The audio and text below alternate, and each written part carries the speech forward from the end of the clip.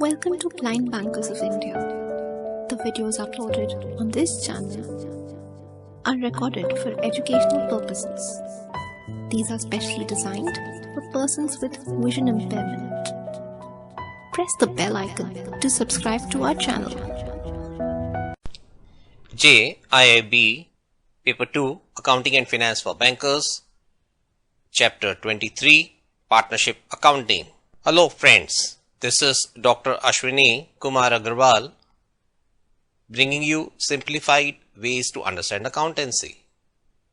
हम इस चैप्टर में पार्टनरशिप को समझेंगे. पार्टनरशिप क्या है, पार्टनर्स का capital, loan account, calculation of goodwill, admission of a partner, retirement of a partner and other related aspects of partnership accounting. चलो हम स्टार्ट करते हैं, इस चैप्टर को समझते हैं पॉइंट बाय पॉइंट. पार्टनरशिप क्या है?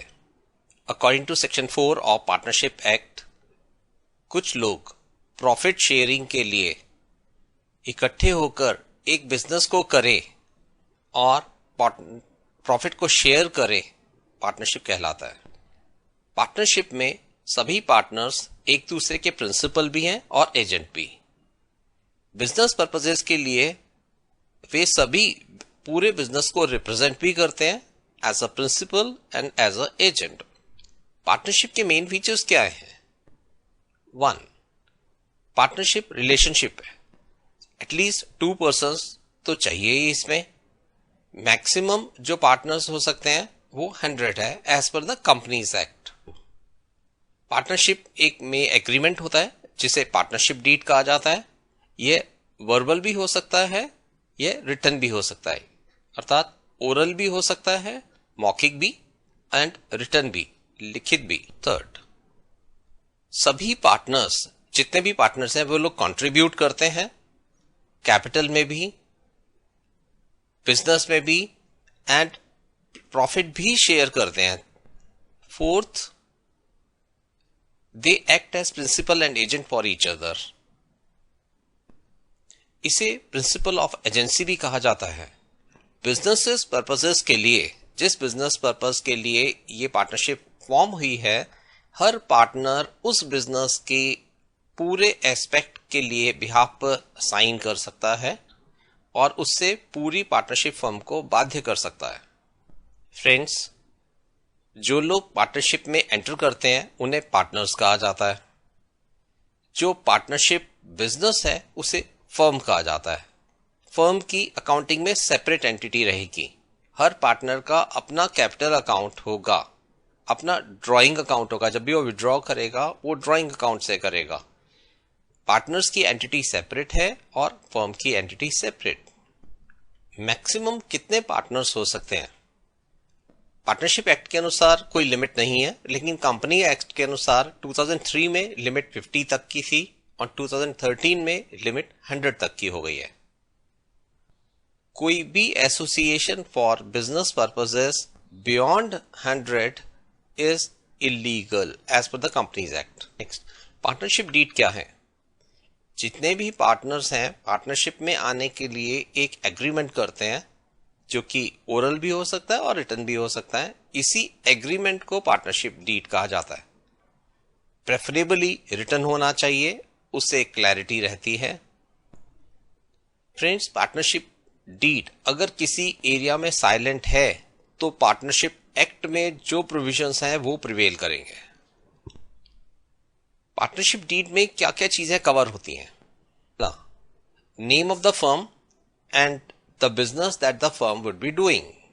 उसका नाम क्या है फर्म का और एग्जैक्टली कौन सा बिजनेस वह करेगी. सेकेंड, कब बिजनेस कमेंस करेगा और उसका ऑफिस कहां होगा. थर्ड, हर पार्टनर कितना कितना पैसा कंट्रीब्यूट करेगा.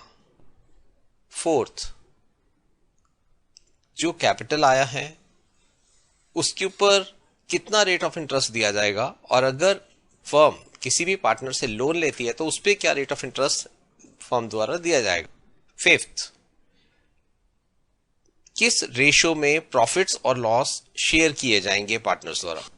6, किसी भी पार्टनर को कितने तक विड्रॉ करने की या ड्राइंग्स करने की प्रोविजनिंग है.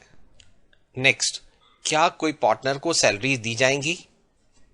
नेक्स्ट, कैसे डिसाइड किया जाएगा किस पार्टनर को क्या ड्यूटी दी जाए और कैसे उसे चेंज किया जाए?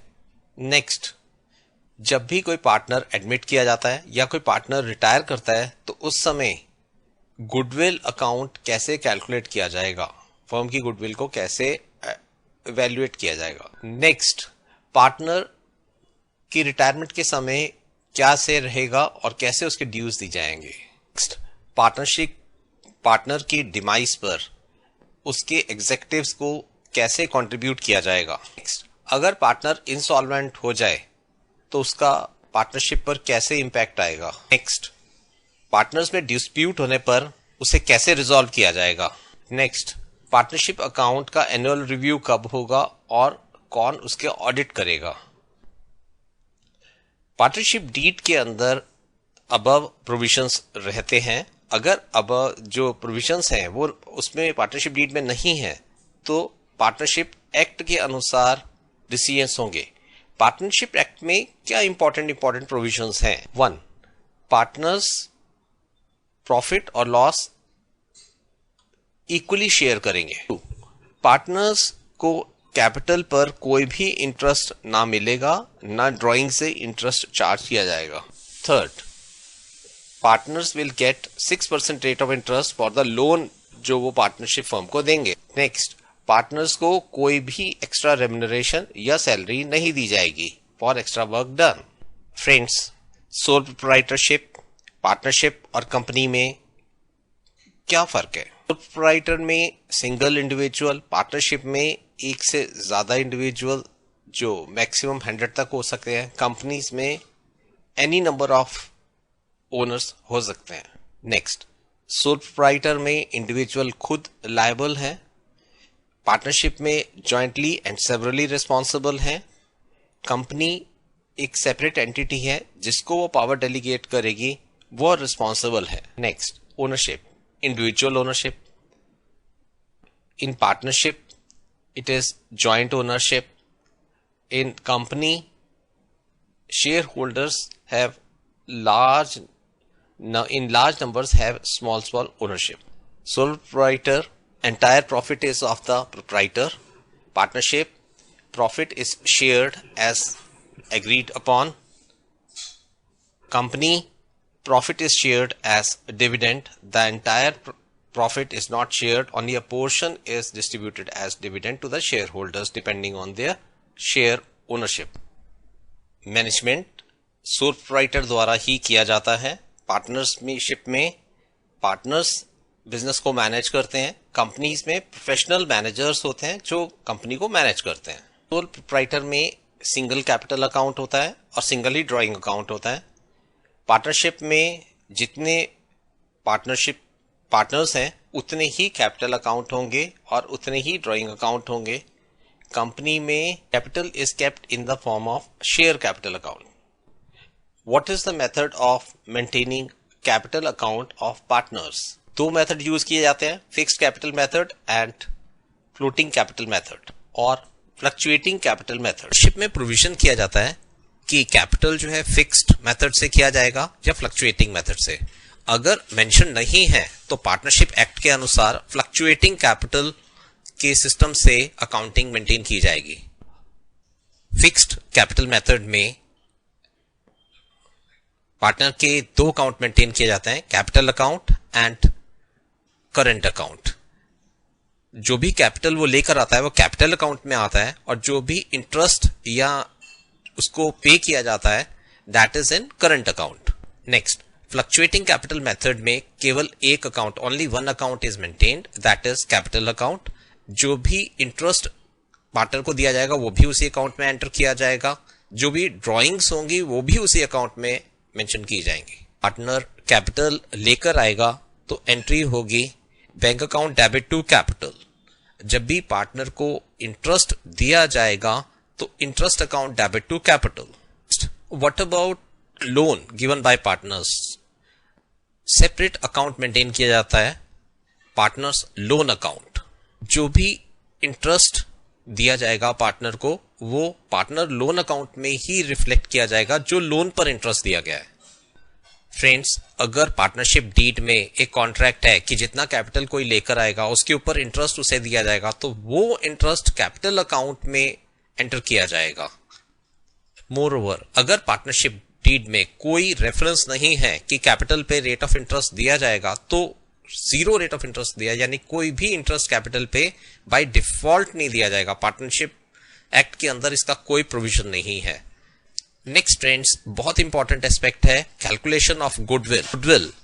गुडविल क्या है? Goodwill is the value of establishment जो बिजनेस एक्वायर करता है, जिससे उसकी प्रॉफिटेबिलिटी बेटर हो जाती है और मार्केट में वैल्यू है उसके ब्रांड की, उसकी कैपेसिटी की और उसकी एक्सेप्टेबिलिटी की। Goodwill is represented as tangible asset. Goodwill intangible asset है which is built over a period of time, जो रेपुटेशन उसने बिल्ड की है। Goodwill is evaluated on the basis of super profit capacity. Normal profit से ज्यादा profit कमाने की जो कैपेसिटी बिजनेस ने बिल्ड करी है, उसके बेसिस पे उसकी गुडविल जनरेट की जाती है। गुडविल इंटेंजिबल असेट है जो छुआ तो नहीं जा सकता, लेकिन मार्केट में बेचा जा सकता है, अपना नाम बेचा जा सकता है और इसकी एक वैल्यू है मार्केट के अंदर। इसी तरह से फिक्टिशियस असेट्स जो होते हैं उसकी मार्केट में वैल्यू नहीं होती, उसको मार्केट में सेल नहीं किया जा सकता। So goodwill is an intangible asset, not a fictitious asset. यहां एक्सप्लेन करा जाता है कि फिक्टिशियस असेट्स वो है डेफर्ड रेवेन्यू एक्सपेंडिचर। जैसे एडवर्टाइजमेंट पे बहुत पैसा खर्च कर दिया एक साथ, उसका बेनिफिट कई सालों तक चल रहा है, वो फिक्टिशियस असेट में आएगा। इसी तरह से कैपिटल रेज किया गया, उस पर बहुत पैसा खर्च कर हो गया, उसको धीरे धीरे अमोर्टाइज किया जा रहा है, वो फिक्टिशियस असेट्स में आएगा। लेकिन गुडविल इंटेंजिबल असेट्स में आएगी। गुडविल की कैलकुलेशन की जरूरत क्यों पड़ती है? कोई पार्टनर एडिशनल कैपिटल लेकर आता है और प्रॉफिट शेयरिंग रेशियो चेंज करने की जरूरत पड़ती है, तो उसमें गुडविल की वैल्यू लगाकर जो बिजनेस ने बिल्ड किया ओवर द ईयर, उसके बेसिस पे सब्सिक्वेंट प्रॉफिट शेयरिंग डिसाइड किया जाता है। Number 2, admission of a partner. अगर किसी नए पार्टनर को एडमिट कर रहे हैं तो उस समय कैपिटल एक्चुअल कैपिटल नहीं है, उस कैपिटल से ज्यादा कैपिटल है क्योंकि उस फर्म की गुडविल है। तो गुडविल अकाउंट को पुट फॉरवर्ड करके कैपिटल को एनहांस किया जाता है, जिससे पुराने शेयर होल्डर्स का रिफ्लेक्शन हायर शो हो। Third, retirement of a partner या डेथ ऑफ ए पार्टनर। जब भी पार्टनर की डेथ होती है, रिटायरमेंट होती है, उसका जो कैपिटल बुक्स में दिखाई पड़ रहा है वो कम है, एक्चुअली उससे ज्यादा है, फर्म के गुडविल का भी उसका हिस्सा बनता है, तो इसलिए गुडविल से उसका कैपिटल एनहांस किया जाता है, फिर उसे रिटायर किया जाता है और उसका जो कंट्रीब्यूशन है उसे लौटा दिया जाता है। नेक्स्ट, गुडविल की कैलकुलेशन की जरूरत पड़ती है अगर हमें बिजनेस सेल करना है। जो पार्टनर्स हैं अगर वो बिजनेस सेल करना चाहते हैं तो डेफिनेटली उसकी वैल्यू जनरेट करने के लिए उसकी गुडविल की वैल्यू ऐड करके तभी उसका सेलिंग प्राइस निकालेंगे और अपना अपना कैपिटल रिफंड करेंगे। जब भी बिजनेस सेल करना है, फर्म को सेल करना है, तो उसके अंदर गुडविल का कैलकुलेशन मैंडेटरी हो जाता है, बहुत इंपॉर्टेंट है। फ्रेंड्स, गुडविल कैलकुलेट करने के 3 तरीके हैं। एवरेज प्रॉफिट मेथड, सेकंड है सुपर प्रॉफिट मेथड, थर्ड है कैपिटलाइजेशन ऑफ प्रॉफिट मेथड। एक बिजनेस का गुडविल कैलकुलेट किया जा रहा है एवरेज प्रॉफिट मेथड से, और इसमें जो नॉर्म लिया गया है 4 ईयर ऑफ एवरेज प्रॉफिट। किसी बिजनेस का 4 साल का प्रॉफिट ले लिया जाएगा और उस प्रॉफिट को ऐड करके 4 से डिवाइड करके जो वैल्यू आएगी 4 टाइम्स मल्टीप्लाई करने पे, that will be the goodwill of that firm. Friends, second is the super profit method. सभी फर्म्स एक सर्टेन प्रॉफिट अर्न कर रही हैं, से 5%, बट एक्चुअली ये फर्म अर्न कर रही है उस 5% से ज्यादा। जितना भी 5% से एक्सेस कैपिटल सुपर प्रॉफिट या अर्न कर रही है उसका एवरेज निकाल दिया जाता है और एक सर्टेन फैक्टर में भी 10 से मल्टीप्लाई करके उस फर्म की सुपर प्रॉफिट से मेथड से गुडविल निकाल ली जाती है। Third is capitalisation of profit method. इसके अंदर बिजनेस का एवरेज प्रॉफिट निकाल लिया जाता है और उस एवरेज प्रॉफिट के लिए कितने कैपिटल की आवश्यकता पड़ेगी इन द नॉर्मल बिजनेस वो कैलकुलेट कर ली जाती है। जो एग्जिस्टिंग कैपिटल है और जो कैपिटलाइजेशन से कैपिटल निकल कर आया, उनका जो डिफरेंस है that would be the goodwill. Next friends, admission of a partner. जब भी एक पार्टनर एडमिट किया जाता है मान लीजिए एक पार्टनरशिप फर्म है ए और बी की, तो उनका एक सर्टेन प्रॉफिट शेयरिंग रेशियो होगा जिसे हम ओल्ड प्रॉफिट शेयरिंग रेशियो कह सकते हैं। फिर उन्होंने सी चारू को ऐड किया। अब फर्म के अंदर 3 पार्टनर्स हो गए ए, बी एंड सी। जब सी को ऐड कर दिया तो उसे भी एक प्रॉफिट का हिस्सा दिया जाएगा, तो उसके बाद एक न्यू प्रॉफिट शेयरिंग रेशियो निकल कर आएगा। ओल्ड प्रॉफिट शेयरिंग रेशियो और न्यू प्रॉफिट शेयरिंग रेशियो का जब हम डिफरेंस निकालेंगे तो उसके अंदर पुराने पार्टनर्स का एक सेक्रीफाइसिंग रेशियो निकल कर आएगा। They would be sacrificing a certain portion of their profit जो वो गेन कर रहे थे और जिसको उन्होंने सी को पास कर दिया। एग्जाम्पल लेते हैं, पुराना उनका प्रॉफिट शेयरिंग रेशियो था 1:2, यानी कि 1/2, एंड करता हूं उनका प्रॉफिट शेयरिंग रेशियो पहले था 1:2, जिसका मतलब हुआ ए को मिलता था 1/3 और बी को मिलता था 2/3। अब सी के एडमिशन के बाद जो नया प्रॉफिट शेयरिंग रेशियो है उनका है 1:2:3, यानी कि अब जो उन्हें प्रॉफिट मिलेगा वो मिलेगा 1/6, 2/6 एंड 3/6। पहले ए को प्रॉफिट मिल रहा था 1/3, अब ए को प्रॉफिट मिलेगा 1/6। दूसरे टर्म्स में कहें, पहले ए को प्रॉफिट मिल रहा था 2/6, अब मिलेगा 1/6, यानी कि उसने 1/6 फॉरगो किया। अब हम बी की स्थिति देखते हैं। बी को पहले मिल रहा था 2/3, अब बी को मिल रहा है 2/6। सो बी को पहले एक तरह से मिल रहा था 4/6, अब उसे मिल रहा है 2/6, यानी कि उसने सेक्रीफाइस किया 2/6। देयरफॉर ए और बी का सेक्रीफाइसिंग रेशियो होगा 1/6, 2/6, दैट इज 1:2। इस सिचुएशन को हैंडल करने के 2 मेथड हो सकते हैं। सी एक certain amount as a goodwill identify calculate करता है और उस से वो अमाउंट आता है 3 लाख रुपीस। सो 1 लाख रुपया वो ए को दे देगा, 2 लाख रुपीस वो बी को दे देगा 1:2 के रेशियो में डिवाइड करके। और इसके अंदर बुक की एंट्रीज कुछ भी नहीं होगी, उनके डील हो जाएगा, सिंपल कैश पेमेंट हो गई। दूसरा है गुडविल बिजनेस के अंदर आए तो क्या होगा, होगी cash debit to goodwill account 3 lakh, goodwill debit 3 lakhs, capital A account 1 lakh, capital B account 2 lakhs। एक और मेथड है जिसके अंदर ए और बी अपना अपना कैपिटल रेज कर देते हैं बाय रेजिंग गुडविल। सी कुछ भी नहीं लेकर आता, वो सिंपल अपने हिस्से का कैपिटल लेकर आता है। तो एंट्री पास होगी goodwill account debit 3 lakh to A's capital account 1 lakh to B's capital account 2 lakhs। Retiring of a partner होगी goodwill account debit to capital account of A, capital account of B and capital account of C. जो भी उनका profit sharing ratio है, जितना goodwill raise कर रहा है उसी रेशियो में। उसके बाद सी रिटायर कर गया। सी रिटायर करने के बाद फिर एंट्री पास होगी जितना गुडविल अकाउंट है वो न्यू प्रॉफिट शेयरिंग रेशियो से उतना कैपिटल रिड्यूस कर दिया जाएगा। एंट्री होगी capital account A debit, capital account B debit to goodwill account. अब न्यू प्रॉफिट शेयरिंग रेशियो में ये गुडविल राइट ऑफ की जाएगी। नेक्स्ट फ्रेंड्स, एडमिशन और रिटायरमेंट टाइम पे एक और एक्टिविटी की जाती है, that is revaluation of assets. Sometimes जो असेट्स लिए गए थे जब बिजनेस शुरू करा गया था, मे बी लैंड, बिल्डिंग, उस समय उनके प्राइसेस बहुत कम थे, लेकिन आज जब हम थर्ड पार्टनर को एडमिट कर रहे हैं या थर्ड पार्टनर रिटायर कर रहा है तो उस समय उन असेट्स की वैल्यू बढ़ चुकी है काफी ज्यादा या घट चुकी है, जैसे भी सिचुएशन हो सकती है। तो एक रिवैल्यूएशन अकाउंट बनाया जाता है और इंक्रीज इन वैल्यू एंट्री होगी asset account debit to revaluation account. For decrease in value of assets, revaluation account debit to asset account. Increase next, for increase in value of liability, revaluation account debit to liability account. For decrease in the value of liability, liability account debit to revaluation account. ये सभी entries कर दी जाती हैं और netting कर दी जाती है। Whatever is the net value it is transfer to the capital account, जिससे कि जो पार्टनर है उसको एडमिट करना है तो एडमिट कर लेते हैं उस कैपिटल पे, और अगर रिटायर करना है तो रिटायर कर देते हैं। कई बार पार्टनर्स असेट्स लेकर आते हैं तो asset account debit to capital account of the partner.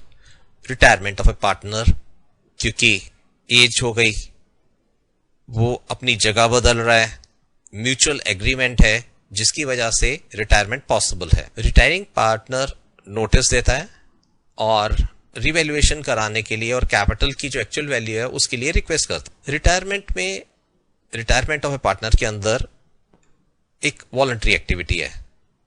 Next, death of a partner.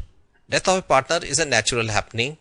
Friends, sometime death happens in between the year और उस समय फाइनल अकाउंट मेंटेन करना बहुत मुश्किल है, तो उसे प्रॉफिट का share on the basis of previous years profit दिया जाता है. Next, joint life policy.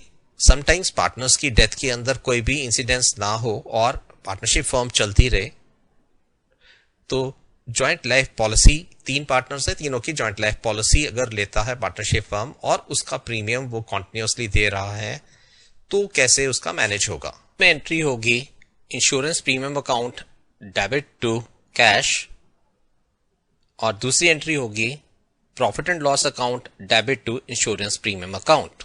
अगर से पार्टनर सी की डेथ हो गई तो इंश्योरेंस प्रीमियम से जो पैसा मिलेगा, bank account debit to partner A account, to partner B account and to partner C account. Friends, ये जॉइंट लाइफ पॉलिसी का पैसा सिर्फ तभी नहीं मिलता अगर एक की डेथ हो जाए. इवन जब ये मैच्योर कर जाएगी या फिर बीच में सरेंडर की जाएगी तो भी इसका पैसा मिल सकता है. तो देखा जाए तो ये एक असेट है. तो कुछ पार्टनरशिप फर्म्स अकाउंट के अंदर इसको एज अ असेट रिफ्लेक्ट करते हैं, लेकिन जो डिफरेंस है सरेंडर वैल्यू में और जो प्रीमियम दिया है, जो कि नॉर्मली प्रीमियम ज्यादा होता है, सरेंडर वैल्यू इंक्रीज कम होती है, जो डिफरेंस है प्रॉफिट एंड लॉस अकाउंट में ट्रांसफर कर दिया जाता है एज एन एक्सपेंस. सो उसकी एंट्रीज रहेंगी इस प्रकार से. इस सिचुएशन जहां पर जॉइंट लाइफ पॉलिसी को सरेंडर वैल्यू पे रिफ्लेक्ट करना है बैलेंस शीट के अंदर, जॉइंट लाइफ पॉलिसी अकाउंट खोला जाता है और joint life policy reserve account खोला जाता है. जॉइंट लाइफ पॉलिसी अकाउंट का जो बैलेंस है that is reflected as an asset on the asset side of the balance sheet, जो सरेंडर वैल्यू पर होता है. और उसी तरह से joint policy reserve account as a liability side पे उसी सरेंडर वैल्यू पे शो किया जाता है. जब पॉलिसी का कैश रिसीट होगा तो जॉइंट पॉलिसी अकाउंट ट्रांसफर कर दिया जाता है जॉइंट पॉलिसी रिजर्व अकाउंट में, जिससे वो निल हो जाता है और जो प्रोसीड्स हैं they are credited to the capital account of the partners, जिससे कि उनका कैपिटल इंक्रीज हो जाता है. नेक्स्ट फ्रेंड्स, हमारे कोर्स में 2 कॉन्सेप्ट बहुत इंपॉर्टेंट है, sleeping partners and quasi partners. Friends, कुछ पार्टनर्स सिर्फ कैपिटल डालते हैं, डे टू डे एक्टिविटीज में पार्टिसिपेट नहीं करते, ऐसे पार्टनर्स को स्लीपिंग पार्टनर कहा जाता है. जो पार्टनर्स कैपिटल भी डालते हैं और डे टू डे बिजनेस को भी हैंडल करते हैं उन्हें एक्टिव पार्टनर्स कहा जाता है. लॉ के अंदर स्लीपिंग पार्टनर्स और एक्टिव पार्टनर्स में कोई डिफरेंस नहीं है. फर्म जब भी सीयू की जाएगी उसमें इवन स्लीपिंग पार्टनर की भी उतनी ही रिस्पॉन्सिबिलिटी है जितनी एक्टिव पार्टनर्स की. स्लीपिंग पार्टनर कभी ये नहीं कह सकता कि मैं स्लीपिंग पार्टनर था तो इसलिए ये सारा का सारा लॉस एक्टिव पार्टनर्स ही बेयर करेंगे.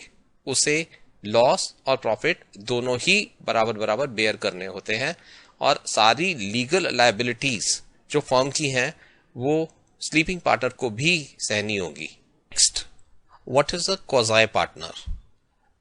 कुछ पार्टनरशिप फर्म्स एक रेप्यूटेड पर्सन के नाम को रिफ्लेक्ट करते हैं मानो वह उनका पार्टनर हो. They reflect as if he is their partner and that person comes to know, उसे मालूम है कि मेरा नाम ये फर्म बार बार ले रही है, वैसा एविडेंस है, शो करता है कि वो जानता है कि उसका नाम फर्म यूज कर रही है और फिर भी वो शांत रहता है. तो पार्टीज जब फर्म को स्यू करेंगी तो वह क्वाज़ी पार्टनर जिसको यूज किया जा रहा है एज अ पार्टनर, जो कि पार्टनर नहीं है, जिसके नाम को यूज किया जा रहा है, वो भी रिस्पॉन्सिबल होगा if he is aware and उसने इसको डिनाई नहीं करा पार्टीज को. Revaluation account and revaluation memorandum account. Friends, revaluation account जब बनाया जाता है तो असेट्स और लायबिलिटीज की नई वैल्यू आ जाती है. जितने से असेट को अप्रिशिएट कर दिया गया है, उसकी वैल्यू बढ़ा दी गई है, उतने से असेट की वैल्यू बढ़ जाएगी और लायबिलिटी की कम हो जाएगी. लेकिन पार्टनर्स अगर चाहते हैं कि वो रिफ्लेक्ट ना हो, पुराने जो असेट की वैल्यूज, लायबिलिटी की वैल्यू वो मेंटेन रहे, तो उन्हें मेमोरेंडम रिवैल्यूएशन अकाउंट बनाना होता है। जैसे ही रिवैल्यूएशन की एंट्रीज की गई हैं, उसकी reverse entries revaluation memorandum account में की जाती हैं, और जो उसका बैलेंस होता है वो न्यू प्रॉफिट शेयरिंग रेशो में कैपिटल अकाउंट में ट्रांसफर कर दिया जाता है। फ्रेंड्स, हम रिकैप करते हैं। पार्टनरशिप के अंदर दो और से ज्यादा लोग इकट्ठे होते हैं फॉर स्पेसिफिक बिजनेस पर्पसेस के लिए, to share the profit and do the business together. Partnership को जो नाम दिया जाता है वह है फर्म। ये है एक सेट प्रॉफिट शेयरिंग पे आती है। डीड ओरल भी होती है, रिटन भी होती है, बट प्रेफरेबल है रिटन हो। पार्टनरशिप डीड में अगर कुछ प्रोविजन नहीं है तो कोई इंटरेस्ट नहीं दिया जाएगा कैपिटल पे, या कोई इंटरेस्ट नहीं चार्ज किया जाएगा ड्राइंग्स में, और जो लोन एक्सटेंड किया है उसके ऊपर 6% रेट ऑफ इंटरेस्ट फिक्स किया जाएगा as per the partnership act. Friends, partner के दो तरीके हैं कैपिटल मेंटेन करने के। फिक्स्ड कैपिटल मेथड, जिसके अंदर दो अकाउंट मेंटेन किए जाते हैं, that is capital account and current account. Second is fluctuating capital, जिसके अंदर सिर्फ एक अकाउंट मेंटेन किया जाता है, कैपिटल अकाउंट। जितने भी इंटरेस्ट चार्जेस लगते हैं वो उसी कैपिटल अकाउंट में लगते हैं। फिक्स्ड मेथड, अगर एग्रीमेंट में मेंशन नहीं है फिक्स्ड कैपिटल मेथड, तो fluctuating capital method by default use करना होता है as per the partnership deed. Partnership act में फ्लक्चुएटिंग कैपिटल मेथड यूज करना होगा अगर पार्टनरशिप डीड में उसका कोई रेफरेंस नहीं है। गुडविल, सुपर प्रॉफिट अर्न करने की कैपेसिटी जो फर्म की एक्वायर होती है उसकी एक वैल्यूएशन है। इसको करने के तीन तरीके हैं, average profit method, super profit method and capitalisation method. Average profit method में पिछले 5 से 10 साल का एवरेज प्रॉफिट लिया जाता है। अगर कोई बहुत ज्यादा फ्लक्चुएशन है उसको इग्नोर कर दिया जाता है। जो भी एवरेज प्रॉफिट आता है उसका 4 टाइम्स, 5 टाइम्स, 6 टाइम्स जैसा भी एग्रीमेंट हुआ है उतना गुडविल रेज कर दी जाती है। सुपर प्रॉफिट मेथड के अंदर जो भी फर्म्स का एवरेज प्रॉफिट रेट है से 5% है, और ये फर्म जो प्रॉफिट अर्न कर रही है ओवर एंड अबव दैट 5% उसको कैलकुलेट कर लिया जाता है और उसको 5 to 10 ईयर से मल्टीप्लाई करके गुडविल कैलकुलेट की जाती है। तीसरे मेथड के अंदर जो भी प्रॉफिट वो फर्म अर्न कर रही है उस वो जो नॉर्मल रेट है उसके हिसाब से, उस प्रॉफिट के हिसाब से जो कैपिटलाइजेशन कर लिया जाता है, और जो नेट वर्थ फर्म की इस समय एग्जिस्ट करती है कैपिटलाइजेशन मेथड से जनरेटेड कैपिटल में से वो नेटवर्थ माइनस कर दी जाती है। जो भी एक्सेस अमाउंट होता है वो एज ए गुडविल रिफ्लेक्ट किया जाता है। गुडविल जब पार्टनर्स के अकाउंट में ट्रांसफर किया जाता है तो उससे उनका कैपिटल इंक्रीज कर जाता है। जब भी फ्रेंड्स, जब भी कोई पार्टनर एडमिट होगा, रिटायर होगा या डेथ ऑफ पार्टनर होगी, तो दो चीजें की जाती हैं, revaluation of asset and liability. अगर रिवैल्यूएशन के बाद सेम प्राइसेस जो रिवैल्यू कर दी गई हैं वही बैलेंस शीट में रिफ्लेक्ट करनी है, तब वो सिंपली जो बैलेंस है कैपिटल अकाउंट में ट्रांसफर कर दिया जाता है। लेकिन अगर फैक्ट ये हो कि हमें वो वैल्यू बैलेंस शीट में रिफ्लेक्ट नहीं करनी, तो मेमोरेंडम रिवैल्यूएशन अकाउंट में करके एंट्रीज को रिवर्स कर दिया जाता है। दूसरी चीज एडमिशन के टाइम पे, रिटायरमेंट के टाइम पे और डेथ के टाइम पे की जाती है ट्रीटमेंट ऑफ गुडविल। गुडविल से कैपिटल इंक्रीज कर जाता है, और अगर जो एडमिटिंग पार्टनर कैश में लेकर आ रहा है तो उसमें कोई एंट्री नहीं करनी होती, नहीं तो कैपिटल पुराने जो शेयर होल्डर्स हैं उनका कैपिटल इंक्रीज कर जाता है, पुराने पार्टनर्स का कैपिटल इंक्रीज कर जाता है। इसके अंदर एक चीज और समझने वाली है कि उनका ओल्ड प्रॉफिट शेयरिंग रेशो और न्यू प्रॉफिट शेयरिंग रेशो से हम पता लगा सकते हैं। अगर एडमिशन हुआ है तो सैक्रिफाइसिंग रेशो निकलेगा, और अगर रिटायरमेंट हुआ है तो गेन रेशो निकलेगा। नेक्स्ट फ्रेंड्स, हमने देखा था स्लीपिंग पार्टनर जो डे टू डे एक्टिविटीज में पार्टिसिपेट नहीं करता, सिर्फ कैपिटल कंट्रीब्यूट करता है। ऐसे पार्टनर की लायबिलिटी पूरी है। जब भी फर्म के ऊपर किसी तरह का भी केस होगा, फर्म सीयू की जाएगी, उसके लिए स्लीपिंग पार्टनर ये नहीं कह सकता मैं एक्टिव नहीं था, वो इसका बहाना नहीं ले सकता, एंड वो पूरी तरह से रिस्पॉन्सिबल है इसके अंदर, क्योंकि वो प्रॉफिट का भी शेयरिंग हिस्सा है, कैपिटल भी कंट्रीब्यूट कर रहा है, चाहे वो स्लीपिंग पार्टनर है, वो उनकी अपनी एग्रीमेंट। नेक्स्ट फ्रेंड्स, हमने समझा था क्वाज़ाई पार्टनर। क्वाज़ाई पार्टनर वो पार्टनर है जिसका नाम एक फर्म यूज कर रही है, उस व्यक्ति को उसके बारे में जानकारी है, जब उससे कंफर्म किया जाता है उसने वो डिनाई नहीं करता, तो वह भी रिस्पॉन्सिबल है। फर्म के प्रति कोई भी इश्यूज आते हैं तो उसके लिए उसका दायित्व पूरा है, उसकी भी रिस्पॉन्सिबिलिटी पूरी है। फ्रेंड्स, क्वाज़ी पार्टनर की responsibility is as per principle of estoppel by default.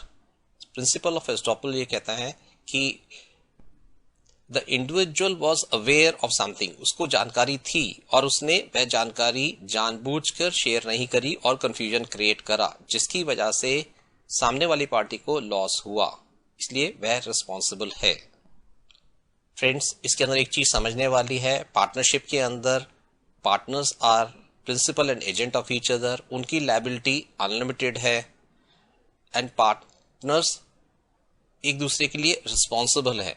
जब भी केस फर्म पर होगा, they all are responsible for it. Their liability is not just limited to the capital they put in, जितना उन्होंने capital डाला उतनी ही नहीं, उनकी इवन पर्सनल असेट्स भी कैन बी एक्सेस्ड। एक और चीज इंपॉर्टेंट है, पार्टनरशिप फर्म अगर रजिस्टर्ड है तो वह दूसरों को भी स्यू कर सकती है, लेकिन अगर पार्टनरशिप फर्म खुद रजिस्टर्ड नहीं है तो दूसरे तो उसे स्यू कर सकते हैं, लेकिन वो दूसरों को स्यू नहीं कर सकती। इसलिए ऑलवेज एडवांटेजियस यही है कि पार्टनरशिप फर्म को रजिस्टर कराया जाए। फ्रेंड्स, नया कॉन्सेप्ट है limited liability partnership. Limited liability partnership एक परपेचुअल सक्सेशन के साथ है। इसके अंदर जितने भी पार्टनर्स हैं उनकी लायबिलिटी शुरू से ही लिमिटेड होती है।